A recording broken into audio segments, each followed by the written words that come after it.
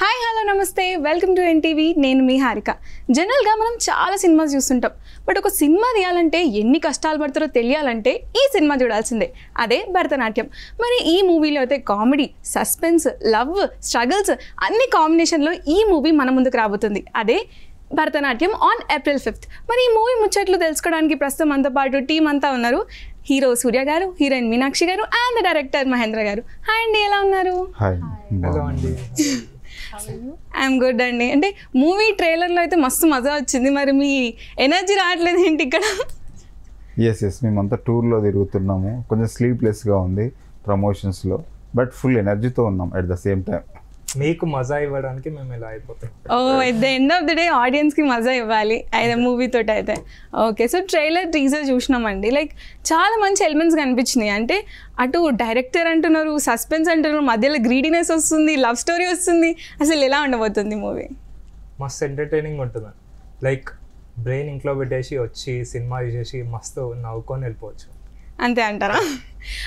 అంటే మూవీలో అయితే ఈ యాంగిల్స్ ఉన్నాయి, బట్ మూవీ పేరు కింద భరతనాట్యం అని పెట్టారనేది అర్థం కాలేదు. టైటిల్ భరతనాట్యం, బట్ ఇది సినిమా భరతనాట్యం గురించి కాదు, ఆర్ట్ ఫామ్ గురించి కాదు. బట్ ఇది భరతనాట్యం అనేది చాలా ఇంపార్టెంట్ ఎలిమెంట్ ఈ సినిమాలో. దాని చుట్టూరే స్టోరీ వరల్డ్ అంతా రన్ అవుతూ ఉంటుంది.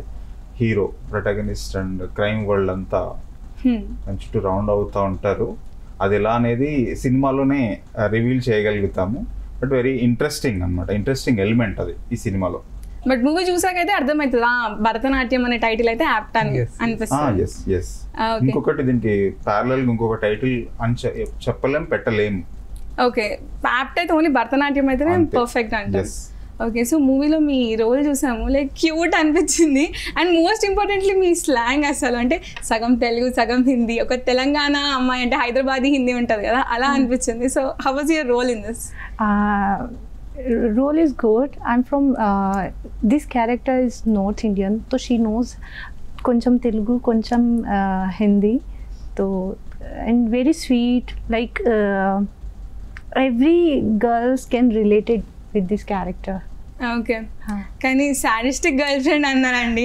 ఎంత ప్రిటీ అమ్మాయిని మీరు సాడిస్టిక్ గర్ల్ ఫ్రెండ్ అని ఎలా అనగలుగుతారు? అసలు లేదు seriously. when you see the movie na, when you go and watch this movie, you will find అమ్మాయి చాలా క్యూట్ and sadistic లేదు, అట్లీస్ట్ sadistic లేదు. అంటే హీరో అనుకుంటున్నారు సాడిస్టిక్ అని. వాళ్ళకి ఎలా తెలుస్తుంది మా కష్టాలు? ఇతని పాయింట్ ఆఫ్ వ్యూ అది. సాడిస్టిక్ గర్ల్ ఫ్రెండ్ అనేది ఆమె నేను సాడిస్టిక్ అని ఎప్పుడు ఏ అమ్మాయి అనుకోదు కదా. బాయ్ ఫ్రెండ్ తను పెట్టే టార్చర్ లోంచి తన పర్స్పెక్టివ్ ఒకటి ఓపెన్ అవుతుంది కదా, అందులో నుంచి అది. అయ్యో, అంత టార్చర్ ఏం పెట్టారండి ప్లీజ్ చెప్పండి. మూడ్ స్వింగ్స్ తెచ్చి సో అమ్మాయి అంటేనే మూడ్ స్వింగ్స్, దాన్ని ఎలా అర్థం చేసుకుంటారు అనేది రియల్ మెన్ క్యారెక్టర్ అని చెప్పొచ్చు. కష్టపడి భరిస్తున్నాం అంటే at the end of the day sadistic అంటారు మీ పర్సెప్షన్. అంటే వేరే వాళ్ళతో చెప్పాల్సి వస్తుంది, అలా సిచ్యువేషన్ వచ్చింది, తప్పట్లేదు. When a boy married a girl na, కొంచెం ఇయర్స్ తర్వాత నా wife will sadistic for him. So this is like in this movie. So పెళ్ళైనాక అందరూ అట్లే అనుకుంటారు అని అంటున్నారు భర్త అన్నా. ఒక్కరిని చెప్పమనండి, ఏమని అమ్మాయి భార్య సాడిస్టిక్ కాదనా? ఓకే, సో మరి మూవీ అంటే లైక్ ఇంత ఫన్ ఉంది కదా ఈ క్యారెక్టర్స్లో, కానీ మీ క్యారెక్టర్ ఎలా ఉండబోతుంది? అంటే డైరెక్టర్ అని అర్థమైంది, సో లైక్ మీ రోల్ ఎలా ఉంటుంది ఇందులో? నాది అసిస్టెంట్ డైరెక్టర్ క్యారెక్టర్ అండి. రాజు సుందరం అనమాట నా పేరు. ఒక ఊరి నుంచి వచ్చి ఇక్కడ డైరెక్టర్ అవుదాం అని కష్టాలు పడే క్యారెక్టర్. Everybody will relate. ప్రతి ఒక్కరూ ఊరి నుంచి వస్తారు, లేకపోతే ఇక్కడ ఉన్నా కానీ కష్టపడి డెవలప్ అవుతూ ఉంటారు. అలాంటి సిచ్యువేషన్లో తన లైఫ్ ఎలా టర్న్ అవుతుంది అనేది స్టోరీ. ఓకే, అంటే ఈ స్టోరీ అంటే ఒక అంటే ఒక మూవీ తీసేటప్పుడు డైరెక్టర్ కానీ ఆర్టిస్ట్ అంతా ఎవరైతే ఉన్నారో ఇండస్ట్రీలో ఎలాంటి కష్టాలు పడుతున్నారో అని చూపించారు కదా. సో మీరు అంటే ఈ మూవీ ఎందుకు అలా ఆ స్టోరీ ఇన్స్పిరేషన్ ఎలా వచ్చింది? అంటే మీ రియల్ లైఫ్ స్ట్రగుల్స్ ఏమైనా ఇంక్లూడ్ చేశారా? లేదు, అంటే ఈ story first assistant director character ఇది. ఈ క్యారెక్టర్ వెళ్ళి ఒక క్రైమ్ వరల్డ్లో పడుతుంది. ఇది సినిమా నేపథ్యం ఉన్న కథ కాదు, క్రైమ్ వరల్డ్ నేపథ్యం ఉన్న కథ. తను యాక్టర్ అంటే ఆ ప్రొటగనిస్ట్ అసిస్టెంట్ డైరెక్టర్ అనే వృత్తిలో ఉన్నాడని చెప్పొచ్చు.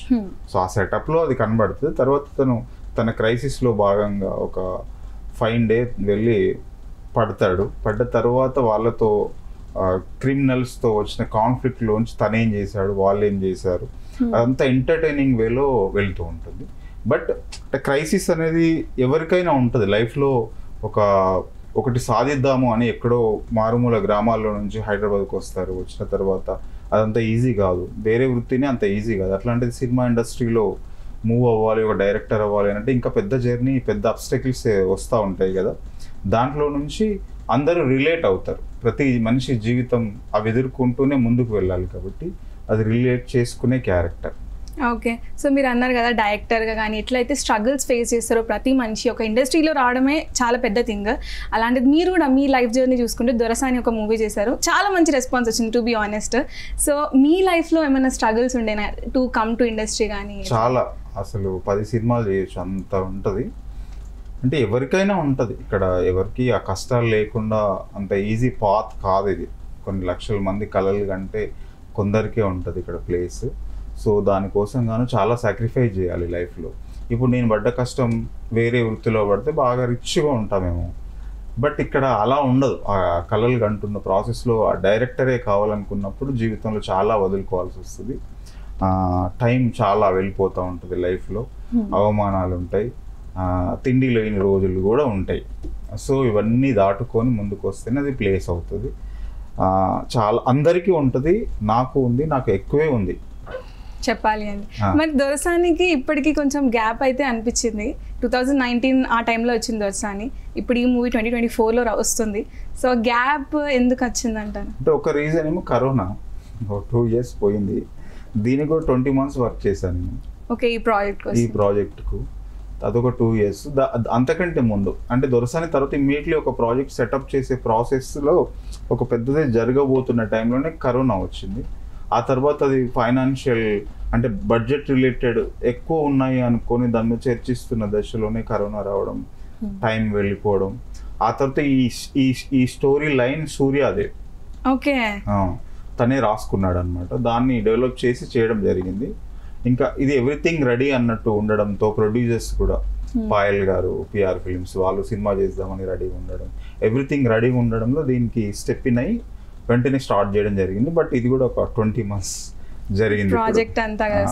సో అది అంటే అది చాలా ల్యాగ్, అంటే చాలా ఇంత గ్యాప్ అని అనిపిస్తుంది చూడడానికి, కానీ అదేం లేదు, నేను ఎంగేజ్గా ఉన్నట్టుగానే నాకు ఉంది.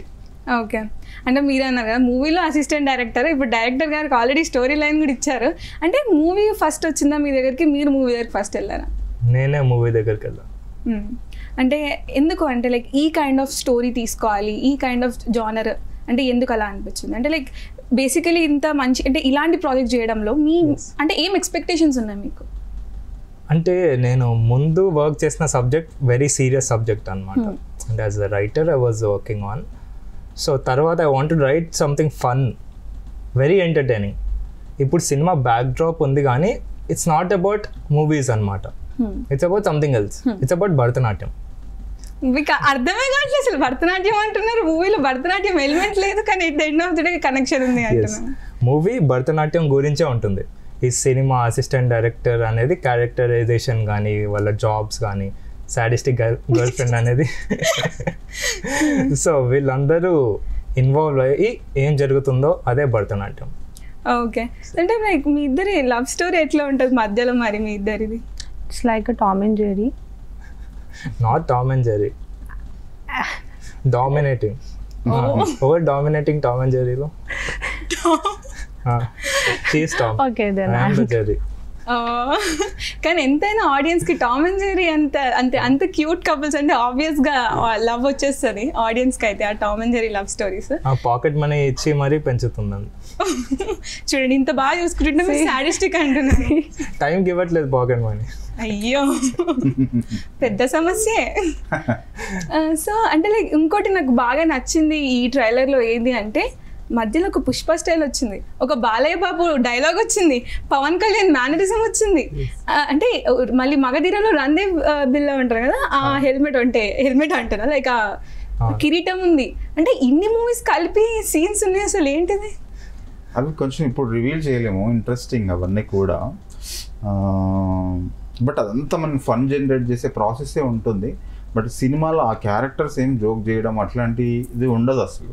వాళ్ళు చాలా సీరియస్గా వెళ్తుంటాయి క్యారెక్టర్స్, వాళ్ళకు గోల్స్ ఉంటాయి.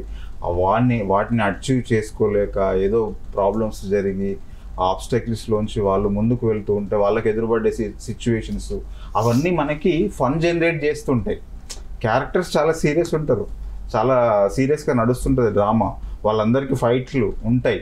అంటే ఫైట్లు మీన్స్ యాక్షన్ అని కాదు, కాన్ఫ్లిక్ట్స్ ఆ క్యారెక్టర్స్ మధ్య అట్లా ఉంటాయి. కానీ అదంతా మనకి ఫన్ జనరేట్ చేస్తూ వస్తుంటుంది. సీరియస్ ఉంటుంది అన్నమాట, ఫుల్ డార్క్ కామెడీ. అంత సీరియస్గా ఉంటారు వాళ్ళు, కానీ బయట ఆడియన్స్ చూసి వాళ్ళకి మాత్రం నవ్వు తెప్పిస్తుంటారు అనమాట. అంటే ట్రైలర్లోనే అంటే లైక్ వైవా హర్ష గారి క్యారెక్టర్ అయితే రీమిక్స్ అనిపించింది అసలు. ఒక్కొక్క కాస్ట్యూమ్స్ అంటే డిఫరెంట్ పోస్టర్స్, జెస్చర్స్ అంటే ఈ డైలాగ్స్తో కలిపి చాలా బాగా అనిపించింది. So how was it working with Viva Harsha garu? It's like అంటే చాలా ఇయర్స్ నుంచి ఆయన ఇండస్ట్రీలో ఉన్నారు అండ్ మొన్న మంచి మూవీ కూడా చేశారు. So how is it? Viva Harsha ఎక్కడో పల్లెటూరు నుంచి తను సిటీకి హీరో అవుదామని వచ్చే క్యారెక్టర్ అనమాట. సో దాంట్లో నుంచి అమేజింగ్, ఇప్పుడు యాక్టర్ అవ్వాలనుకున్నప్పుడు ఎలా బిహేవ్ చేస్తూ ఉంటాడు, సినిమా ఎట్లయినా నేను హీరో అయిపోవాలనుకున్నా, అది మీరు వైవా హర్షని ఊహించండి ఎట్లా ఉండొచ్చు. అప్పుడు తను తన టాలెంట్ని చూపించుకునే ప్రాసెస్ కావచ్చు, ఏ యాక్టర్ అయినా కూడా ఒక ఇమాజినేషన్ వరల్డ్లో తనని తాను ఊహించుకుంటూ బ్రతుకుతూ ఉంటాడు కదా. తనకేం జరిగింది, తనేం చేశాడు సినిమాలో అనేది చాలా ఫన్ జనరేట్ చేస్తుంటుంది. ఆ క్యారెక్టర్ కూడా సీరియస్ కానీ మనకు బాగా నవ్వుతుంటుంది. ఓకే. అండ్ రీసెంట్గా నేను చూసాను, మీరు అన్నారు అంటే లైక్ ఈ మూవీ యానిమల్ మూవీ కనెక్ట్ కాని వాళ్ళు ఈ మూవీ కనెక్ట్ అవుతారు అని అన్నారు. అంటే అర్థం కాలేదు అసలు, ఏంటది ప్లీజ్? సినిమాలో డైలాగ్ ఉంటుంది అనమాట, వైలెన్స్ లేకపోతే సినిమాలో చూస్తున్నారు సార్ అని. సో అంతే, యానిమల్ చూస్తున్నారు, like lot of violent films చూస్తున్నారు. సో అదే విధంగా డైలాగ్ అనమాట, ఒక అసిస్టెంట్ డైరెక్టర్ చెప్తున్నాడు ప్రొడ్యూసర్కి, వైలెన్స్ లేకపోతే సినిమాలో చూస్తున్నారు సార్, వెరీ డీసెంట్ సినిమాలు, వెరీ స్మాల్ సినిమాలు చూడట్లేదని ఆ సినిమాలో కంటెక్స్ట్గా డైలాగ్ పెట్టడం జరిగింది. అది చెప్పి జస్ట్ యానిమల్ హిట్ అయింది కదా, సలార్ హిట్ అయింది కదా అని చెప్పాను అంతే. Okay. And one more thing, అంటే లైక్ దొరసాని తర్వాత ఆనంద్ దేవరకొండ గారికి ఎంత బ్రేక్ ఈవెన్ వచ్చిందో సూర్య గారికి కూడా అలా వస్తుందంటారా? 100% వస్తుంది. అంటే ఆనంద్ కూడా వెరీ ఫ్రెష్ పక్కింటి అబ్బాయి లాగానే తను దొరసానిలో ఇన్ అయ్యే సమయానికి. బట్ ఇప్పుడు ఒక తెలుగు సినిమా ఇండస్ట్రీలో ఒక ప్రాపర్ పిల్లర్ లాగా ఉన్నాడు. డెఫినెట్లీ సూర్య కూడా పక్కింటి అబ్బాయి లాగానే ఉంటాడు. అంటే వీళ్ళు ఒక హీరో లాగా బిహేవ్ చేయడం అట్లా కాకుండా మనకు రిలేట్ చేసుకునే లాంటి క్యారెక్టర్స్లో కనిపించే వాళ్ళు. ఇక్కడ ఆనంద్ కావచ్చు, ఇక్కడ సూర్య తేజ కావచ్చు. ఆ పాత్ డెఫినెట్లీ వర్కౌట్ అవుతుంది. సూర్యకు కూడా ఆ ఫీచర్ ఉంది. అట్ ద సేమ్ టైం మీనాక్షికి కూడా, తను కూడా టెరిఫిక్ పర్ఫార్మెన్స్ చేసింది, తన హార్డ్ వర్క్ బాగుంటుంది.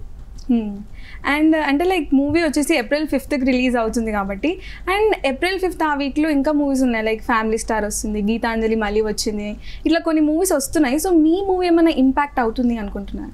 లేదు, నేను అయితే అలాగేం అనుకోవట్లేదు. అంటే విజయ్ దేవరకొండ గారి సినిమా వస్తుంది, బట్ దాని పీపుల్ దానికి ఉంటారు. ఇది ఎంటర్టైనర్ కదా, ఇప్పుడు అందరు ఆల్ ఏజ్ గ్రూప్స్ వాళ్ళు ఎంజాయ్ చేసేది ఎంటర్టైన్మెంట్, కామెడీ. సో దీని పీపుల్ దీనికి ఉంటారు. తర్వాత ఏంటంటే మనకు 3-4 సినిమాలు హిట్ అయినా కూడా అన్ని సినిమాలు చూసే అంత మన ప్రేక్షకులకి అంత స్పేస్ ఇస్తారు, చూస్తారు. మనం చాలా సందర్భాల్లో చూస్తాం, ఒక్కొక్క వీక్ 2-3 సినిమాలు కూడా హిట్ అయితే అన్నీ నడుస్తాయి. తర్వాత ఇప్పుడు సమ్మర్ వస్తుంది. సో సినిమాకి ఆ పీపుల్ వస్తారు, ఎంజాయ్ చేస్తారు. కాబట్టి ఇది మంచి ఎంటర్టైన్ చేయడానికి వాళ్ళకి ఒక మంచి కంటెంట్ ఉన్నట్టు, వాళ్ళకు కూడా ఒక ప్లాట్ఫామ్లో బెస్ట్ మెటీరియల్ ఉన్నట్టు లెక్క. ఓకే. సో మరి మూవీలో అయితే మంచిగా భరతనాట్యం అంటున్నారు, హీరో స్ట్రగుల్స్ అంటున్నారు, ఫిల్మ్ ఇండస్ట్రీ గురించి అంటున్నారు. మరి ఆడియన్స్ చూసే వాళ్ళకి ఏమైనా మెసేజ్ ఉంటుందంటే like at the end of the day అరే ఇది సినిమా అనిపించి వచ్చారా బయటికి అంటే ఏం చెప్తారు? ఏం లేదు, అంటే మెసేజ్ ఇంటెన్షనల్గా ఇచ్చినట్టు ఉండదు. కానీ ఒక మనిషి తన ఒకటి అవ్వాలనుకొని గోల్ పెట్టుకొని వెళుతూ కష్టాలు పడి అవన్నీ ఓవర్కమ్ చేస్తూ ఒక డేంజర్లో పడి మళ్ళీ దాని నుంచి ఓవర్కమ్ చేసేసి వాడు అనుకున్నది ఎలా సాధించాడు, ఇది ఇన్స్పిరేషన్గానే ఉంటుంది ఎవరికైనా కూడా. ఆ జర్నీని అక్కడ ప్రొటగనిస్ట్ క్యారెక్టరైజేషన్ చూస్తే కనుక అలా మెసేజ్ వస్తుంది కానీ పర్టికులర్గా ఇది మెసేజ్ మీరు వినండి అన్నట్టు ఉండదు. అది ఎంటర్టైన్మెంటే ఉంటుంది. సో ఒక ఫన్ వేలో ఒక రియలైజేషన్స్ అయితే వస్తాయి అంటారు. సో లాస్ట్లీ అంటే లైక్ మూవీ గురించి ఆడియన్స్కి చెప్పాలి at the end of the day మా మూవీ ఎందుకు చూడాలి అంటే ఏం చెప్తారు మీ హీరో హీరోయిన్ మాటల్లో? అసలుకే టామ్ అండ్ జెర్రీ కపుల్ కాబట్టి మా హీరోయిన్ చెప్తుంది, బాగా చెప్తుంది, ఆమె చెప్తేనే వింటారు. సో ఆ మూవీలో ఆ మూవీలో చాలా మంచి కంటెంట్ ఉంది. అండ్ తుమ్ బోలో నా ఇట్లా చాలా ఎంటర్టైనింగ్ ఉంటుంది. అండ్ తప్పకుండా ఏప్రిల్ 5th చూడండి థియేటర్స్లో కలుద్దాం. Thank you. మీ టీచర్ పక్క సూర్య గారే కదా త్రూ అవుట్ ద మూవీలో తెలుగునే? Usha Sri R Surya and sir also. Cinema is the most fraudest thing in the world అన్నట్టు అన్నారు. సో ఏంటి ఇది అర్థం కాలేదు, why you wanted to say that? ఇది చాలా ఇంట్రెస్టింగ్ యాక్చువల్లీ. ఆ లైన్లోనే cinema is the most beautiful fraud in the world అనే లైన్లోనే ఈ మొత్తం కథాంశం నిక్షిప్తమై ఉందని చెప్పొచ్చు. అయితే అది ఈ సమయానికి అర్థం కాదు, కానీ సినిమా మనం చూస్తున్నప్పుడు బాగా రిలేట్ అవుతుంది. ఓహో ఇదా కథ అనేది దాన్ని అది ఫీల్ చేస్తుంది. అదొక స్టేట్మెంట్, ఒక వరల్డ్లో ఒక పెద్ద ఫిలిం మేకర్ చెప్పిన స్టేట్మెంట్. బట్ ఈ కథకి మన కథకి చాలా యాప్ట్ అనమాట. అది అంటే రియల్ లైఫ్లో కూడా మూవీస్లో ఇలాంటి ఈ స్టేట్మెంట్ వర్త్ అవుతుందంటారా, యాప్ట్ అవుతుందంటారా రియల్ ఇండస్ట్రీలో? అది చాలా టిపికల్ క్వశ్చన్ యాక్చువల్గా డైరెక్టర్గా నాకి. బట్ అది లేదు అని చెప్పడానికి లేదు, ఉంది అని చెప్పడానికి లేదు, ఇన్ బిట్వీన్ ఉంటుంది. అది పర్సన్కి పర్స్పెక్టివ్స్లోంచి చెప్పాల్సిన ఆన్సర్ అది. ఓకే, సో ఇండివిజువల్గా ఎవ్రీ మూవీ డిఫర్ అవుతుంది అంటారు. అండ్ వన్ మోర్ థింగ్ అంటే టీజర్ ఓపెన్ చేయగానే ఒక మంచి బీజిఎం వచ్చింది, ఒక సౌండ్ అంతా. సో వివేక్ గారి మ్యూజికల్ హౌ ఇస్ ఇట్ అంటే లైక్ మంచి బ్యాక్గ్రౌండ్ సౌండ్ కానీ మ్యూజిక్ కానీ మంచిగా అనిపిస్తుంది. అండ్ సాంగ్స్ కూడా ఒకటి it was nice. How is it? Yes అంటే వివేక్ సాగర్ గారితో మ్యూజిక్ చేయడం అనేది చాలా ఇంట్రెస్టింగ్. ఆయన సౌండ్స్ అన్నీ ఈ రెగ్యులర్ ఫార్మాట్లో ఉండవు. అంటే వివేక్ సాగర్ గారు ఈ సినిమాకి చాలా యాప్ట్, పర్ఫెక్ట్ ఆయన సౌండింగ్స్. ఈరోజు మనం సాంగ్స్ చూసుకున్న మంచి హిట్ అయినాయి, బాగా వర్కౌట్ అయినాయి. తర్వాత రేపు సినిమాలో బ్యాక్గ్రౌండ్ స్కోర్ కూడా చాలా అద్భుతంగా ఉంటుంది. ఇలాంటి సినిమాకి చాలా క్రాకీగా, చాలా గమ్మత్తుగా ఉండాలి కదా సౌండ్స్. అందులో వివేక్ సాగర్ గారు చాలా ఎక్స్పర్ట్. అందుకోసమే తను పట్టుబట్టి ఆయనతో చేయించడం జరిగింది ఈ ప్రాజెక్ట్. ఆయన అసలు అంత ఈజీగా ఒప్పుకోరు. ఓకే, అంటే ఈ సినిమా ఒప్పుకున్నారు అంటే ఆయనకు అంత అర్థమైంది like it's needed for the movie అన్నట్టు. అండ్ వన్ మోర్ డౌట్ ఏమొచ్చిందంటే హర్షవర్ధన్ గారి క్యారెక్టర్ ఉంది కదా, లైక్ మటన్ ఇట్లా తగిలేస్తారు కదా, అట్లా డెడ్ బాడీస్ని తగిలేసి ఉంచినారు. అది వైలెన్సా లేకపోతే ఏంటో అర్థం కాలేదు. ఆ క్యారెక్టర్ కూడా చాలా డిఫరెంట్ అనిపించింది. ఎస్ హర్షవర్ధన్ గారు ఎట్లా ఉంటుందంటే క్యారెక్టర్ తన పాత్ చూసుకుంటే కనుక, కెరీర్ చూసుకుంటే కనుక అన్ని ఒకలాంటి క్యారెక్టర్స్ మనకు కనబడుతూ ఒక సబ్ కాన్షియస్లో ఒక ఫామ్ అవుతుంది ఒక క్యారెక్టర్. కానీ అది బ్రేక్ చేస్తుంది భరతనాట్యం సినిమా. ఇదివరలాగా ఉండదు ఆయన క్యారెక్టర్. ఆయనను వేరుగా చూస్తాం, అమ్మో అనిపిస్తుంటుంది. తర్వాత ఆయన నెక్స్ట్ ఫ్యూచర్లో కూడా ఆయనకు వేరే కైండ్ ఆఫ్ క్యారెక్టర్స్ రాయబడతాయేమో అనిపిస్తుంది. ఇది ఒక మైల్ స్టోన్ లాగా అక్కడి నుంచి టర్న్ అవుతుంది. అంత స్ట్రెంగ్త్ ఉంటుంది. అసలు అజయ్ ఘోష్ గారు, వైవహర్ష గారు, టెంపర్ వంశీ గారిది కూడా చాలా terrific, lengthy and strong character. మస్తలి గంగవ్వ కూడా, గంగవ్వ అయితే క్రేజీ ఉండే అసలు. అండ్ ప్రమోషన్స్ కూడా గంగవ్వ మంచిగా భరతనాట్యం అటైర్ వేసుకొని కనిపిస్తున్నారు.